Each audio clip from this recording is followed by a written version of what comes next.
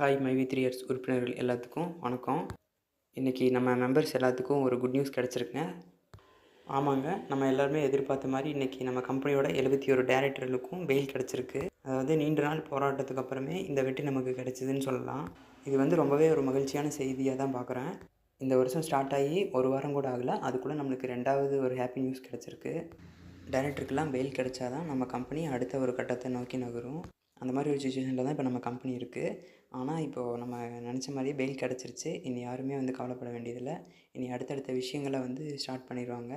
கண்டிஷனோடு தான் கிடச்சிருக்கு. அது ஒரு ஷார்ட் டைமில் தான். அதுக்குள்ளே நம்மளுக்கு கண்டிஷன் இல்லாமல் ரிலாக்ஸேஷன் பண்ணி அடுத்த மூமெண்ட் போயிடுவாங்க.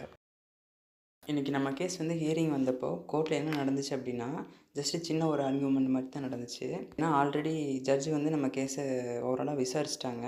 அதனால இன்றைக்கி ஒரு சின்ன இது மட்டும்தான் நடந்துச்சு. அதாவது கேஸ் எப்போ போடப்பட்டது அப்படின்னு கேட்குறாரு. நம்ம அட்வொகேட் சொல்கிறாரு இந்த டேட்டில் போடப்பட்டது அப்படிங்கிறது. யூடபிள்யூவோட கேஸ் இந்த மாதிரி ஆச்சு அப்படின்னு சொன்னதையுமே ஜட்ஜ் வந்துட்டு ஓகே, இது ஆல்ரெடி நம்ம இந்த கேஸை வந்து அப்சர்வ் பண்ணிட்டோம், ஹவு டு பட் சக்ஸ் அப்படின்னு சொல்லி அந்த விஷயத்த சொல்கிறாரு. ஓகே அப்படின்னு சொல்லிட்டு டெபாசிட் ஸ்கீம் நோ கம்ப்ளைண்ட் ஏதாவது இருக்கா அப்படிங்கிற மாதிரி கேட்குறாரு. இல்லை அப்படின்னு சொன்னதுக்கப்புறம் ஓகே அப்படின்ட்டு 7 மந்த்ஸ் ஆச்சு, இன்னும் வந்து பெயில் கொடுக்காமல் வச்சுருக்கீங்க அப்படிங்கிற விஷயத்தையும் சொல்கிறாரு.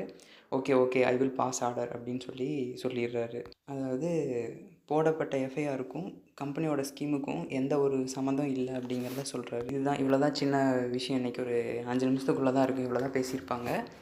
ஆனால் நம்ம டேட்ஸ் எல்லாத்தையுமே கண்டிஷனோடு தான் கொடுத்துருக்காங்க பெயில். ஒரு 15 நாளைக்கு கண்டிஷன் அப்படிங்கிற மாதிரி சொல்லியிருக்காங்க. அதுக்கப்புறம் வந்துட்டு அந்த 15 நாளும் வந்து நம்ம சைன் பண்ணுற மாதிரி இருக்கும். கோயம்புத்தூரில் இருக்கக்கூடிய இஓடபிள்யூ ஆஃபீஸில் போய் சைன் பண்ணுற மாதிரி இருக்கும் இந்த டேரக்டர்ஸ் எல்லாமே. அதுக்கப்புறம் கொஞ்சம் கொஞ்சமாக ரிலாக்ஸேஷன் பண்ணிவிட்டு கம்பெனி ஸ்டார்ட் பண்ணுறதுக்கு என்ன மூவ்மெண்ட் எடுதோ அதை வந்து நடவடிக்கை எடுப்பாங்க.